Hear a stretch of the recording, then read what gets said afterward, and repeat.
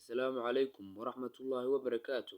Daawadi weli ma booqatay awowga ama mucayda oo ku sugan magaalo kale ama deegaan kale, kadibna markuu weydiiyey cidda aad tahay ma isku sheegtay cidda aad tahay. Haddana saacado kadib ma kaaga sheekeeyey dhacdooyin dhacay 40 sano ka hor. Hadda maalin kale ma ku noqotay oo ma ku weydiiyey isla sidii oo kale ma kaaga sheekeeyey haddana taariikho dhacay 40 sano ka hor.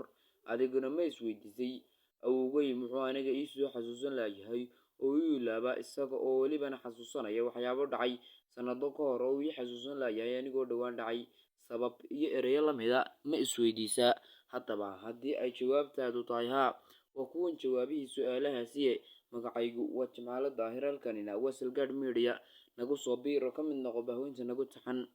Marka aynu ka hadlayno qodobkani amaba sababta ay dadka waaweyn u ilaawaan, waxaa jira xidid ku yaalla maskaxdeena kaasoo kala hufo oo kala haadiyo xogta soo galaysa maskaxda, kaas oo xogta u kala qaabeeya short term iyo long term, ama xog muddo badan ku jiraysa maskaxda iyo xog ku jiraysa muddo gaaban.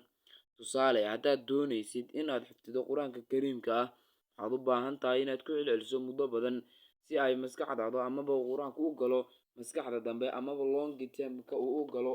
Tusaale ahaan, haddaynu soo qaadano suuratu Faatixa, qof kasta wuu akhrin karaa.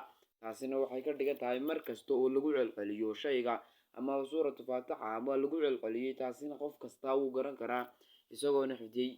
Tusaale kale, waxaa la soo wariyaa inuu jiray ninkaasi oo daawan jiray filimaanta, filim kastana marka uu daawado ku celin jiray filimka isagoo moodayay inuu daawanayo filim cusub.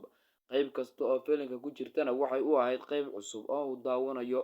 Markii dambe ee la ogaaday amaba cilmi baadhista lagu sameeyey ayaa waxaa la ogaaday inuu dhaawac soo gaadhay xididkani, taasina ay ku sabab tahay inuu ilaaway. Dadka waaweyna waxaa sababa xididkani ayaa hoos u dhac ku keena amaba